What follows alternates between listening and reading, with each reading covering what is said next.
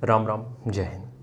Coaching, अब देखो coaching तो सब जाते हो, और कोचिंग हम ये कहेंगे कोचिंग में जो टीचर्स पढ़ा रहे हैं वो बुरे नहीं हैं, या वो जो तुम्हें पढ़ा रहे हैं वो बुरा नहीं है, बिल्कुल भी जो भी तुम्हें पढ़ा रहे हैं वो बिल्कुल भी बुरा नहीं है और सही पढ़ा रहे हैं। लेकिन जब तुम क्लियर नहीं होते हो ना कि कोचिंग में करना क्या है, तब दिक्कत होती है कि कोचिंग तुम्हारा पूरा करियर खा जाएगी। हम सच बता रहे हैं, कोचिंग में हमने लोगों को 3-3, 4-4 साल पढ़ते हुए देखा है, उनका कुछ नहीं हो रहा है। ठीक है, सबसे पहली बात ये समझो कोचिंग का मतलब क्या होता है। कोचिंग का मतलब होता है यार सप्लीमेंट। ठीक है, सप्लीमेंट का मतलब क्या होता है, जैसे हम बॉडी बनाते हैं, ठीक है, हम इसी से अच्छे से समझा पाएंगे क्योंकि बॉडी बिल्डिंग की लाइन में है, ठीक है, पढ़ाई में भी है। बॉडी की जब हम बात करते हैं तो दो चीज़ें होती हैं, एक तो होता है फूड जिससे हम बॉडी बनाते हैं, ठीक है, लेकिन बहुत सारा न्यूट्रिशन हमारा इससे बच जाता है। क्या होता है, जब हम कोई भी फूड खाते हैं तो उसमें बहुत सारी जो न्यूट्रिशनल चीज़ें होती हैं वो कम पड़ जाती हैं। जैसे कि हम शाकाहारी हैं मान लो, तो बहुत सारे न्यूट्रिएंट्स हमारी डाइट में नहीं होते, तो अब उसकी भरपाई करने के लिए हमें सप्लीमेंट लेना ही पड़ेगा, सप्लीमेंट लेना ही पड़ेगा।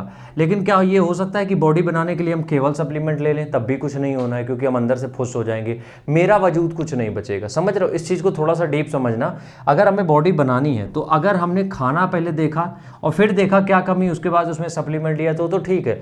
लेकिन अगर हम सिर्फ सप्लीमेंट पे ही पहला फोकस करें, बाद में अपने फूड पे ध्यान दें, तो मेरी जो खुद की क्षमता है, मेरी औकात है, वो खत्म हो जाएगी। वही आता है कोचिंग में। अब देखो समझाते हैं कैसे। जब तुम कोचिंग जाते हो, ठीक है, जैसे कोई एग्ज़ाम है, कोचिंग नहीं, कोई एग्ज़ाम की तैयारी कर रहे हो तुम, ठीक है, कोई एग्ज़ाम की तैयारी कर रहे हो, ठीक है। एग्ज़ाम में क्या होता है, तुम्हारा टेस्ट होता है कि तुम्हें कितना आता है, ठीक है, तुम्हारा टेस्ट होता है, और तुम्हारा टेस्ट लेने के लिए तुम्हारी तैयारी होनी चाहिए, जिसके के लिए तुम्हें क्या करना है, सिलेबस खत्म करना है, ठीक है। उसके बाद तुम्हें प्रैक्टिस करनी है, उसके बाद तुम्हें बहुत सारे क्वेश्चन सॉल्व करने हैं। तो इस सब प्रक्रिया में दिमाग किसका लग रहा है, तुम्हारा लग रहा है। ध्यान से समझना, बहुत डीप चीज़ है थोड़ा सा।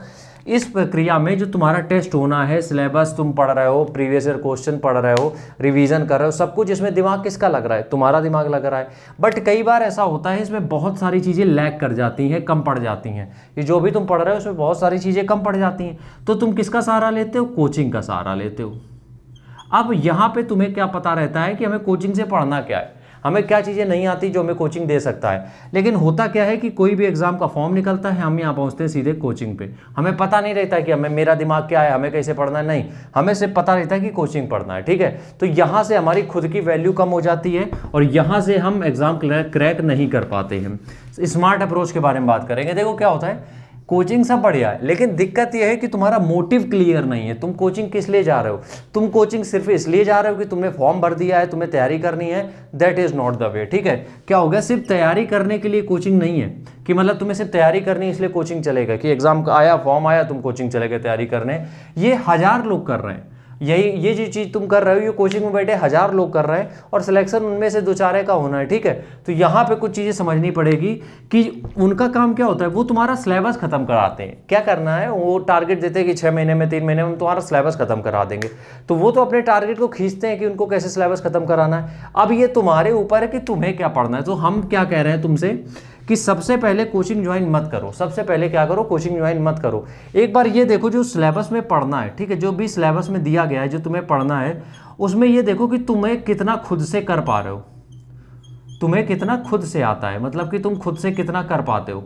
अब जब तुम्हारे पास ये चीज़ें क्लियर होगी कि तुम कितना खुद से कर लेते हो, तब तुम्हारा रास्ता हो गया साफ, कि तुम्हें पता है कि हाँ, अब हमने मैथ में, इंग्लिश में, इसमें ये पढ़ लिया, अब हमें क्या करना है, हमें गणित में ये प्रॉब्लम है कि हमारे ये 4 टॉपिक कमज़ोर हैं जिनको हम समझ ही नहीं पा रहे हैं, ठीक है।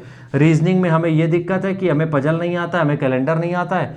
जीएस में हमें ये दिक्कत है कि हमें इकोनॉमी समझ में नहीं आती है, और इंग्लिश में हमें ये है कि हमें कुछ वर्ड्स का अरेंजमेंट समझ में नहीं आता है।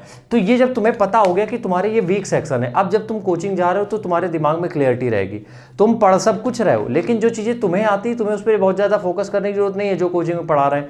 बट जैसे ही तुम्हारा वो सेक्शन आता है जहाँ पे तुम कमज़ोर हो, तो तुम वहाँ पे एक्स्ट्रा फोकस कर सकते हो, या फिर ये कर सकते हो कि कोचिंग उस दिन जा सकते हो जिस दिन पर्टिकुलर वही टॉपिक पढ़ाया जाए। यही चीज़ें ऑनलाइन में होती है कि ऑनलाइन में तो अगर मान लो कोचिंग नहीं कर रही तो पर्टिकुलर वो टॉपिक तुम पढ़ सकते हो उस टीचर से जिससे तुम पढ़ना चाहते हो। तो अगर तुम थोड़ी स्मार्ट अप्रोच दिखाओगे तो कोचिंग ठीक है, वरना कोचिंग तुम्हारा भविष्य चौपट करने के लिए सबसे पहले खड़ी है। राम राम, जय हिंद।